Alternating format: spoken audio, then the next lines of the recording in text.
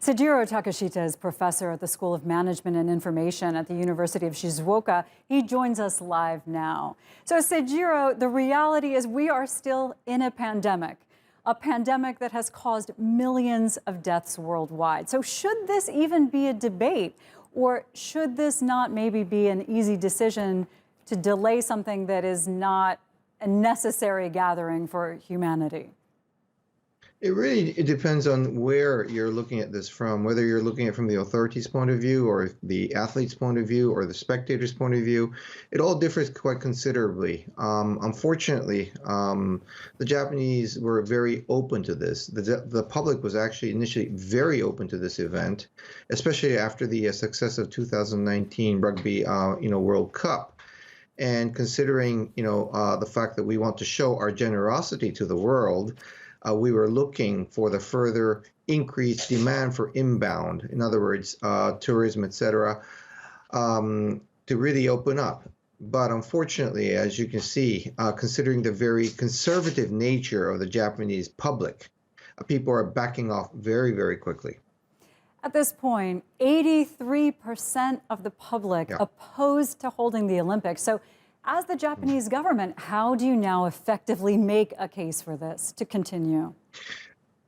One of the biggest risks is if we see under the very big wave, which we're seeing right now, in fact, coming up after the foreign athletes and, have come through, then that would be a political disaster. But also, they're at a point where they have to decide about the negativity of not holding it. In other words, the total loss amounting to possibly approximately 4 trillion yen in total. So this has become a very big balance of how we can basically measure these things. Now, if you ask about, safety of life, obviously, as you kind of connotate, we should postpone or cancel this altogether.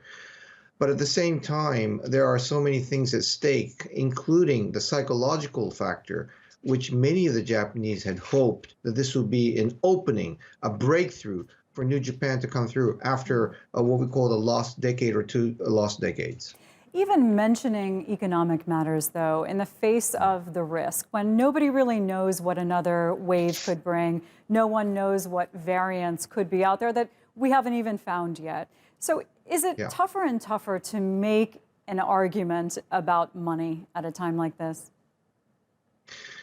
It is very difficult, but let's be realistic. That's where it really boils down to. The fact is that even if you have no spectator, the authorities will still be very happy, considering the fact that over 70% of the income is from the televised view from the American, broadcasting stations.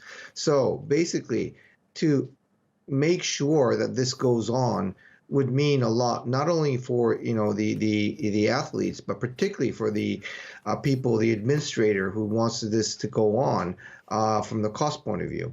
And their argument is that the possible spread of the coronavirus will be minimized, especially now that we have basically banned all foreigners to come in, and possibly all the spectators, including the Japanese, to be banned as well. We even heard today from a Japanese doctor who was warning that having the Olympics could lead to another variant.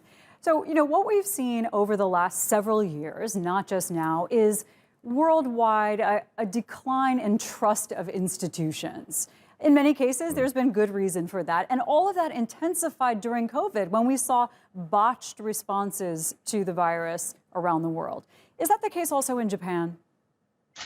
Partly so, but I would say that the Japanese public is still very naive, considering the fact that, for example, if you look at the number of people who's actually taking the vaccines, it's only 2.9% versus about 50% in the States and the United Kingdom. So we're very much behind, partly because the infection isn't as serious as these nations, but also 30% of Japanese are against having, any kind of vaccines because they're worried about the side effect at all. In other words, it shows you the naivety of the Japanese people about this event still. So this is, I think, where I see a very big gap between the Japanese, opinion versus the world opinion, because I still think that the Japanese public here are very naive about the possible outcome and possible negativity and the negative knock-on effect that could affect them.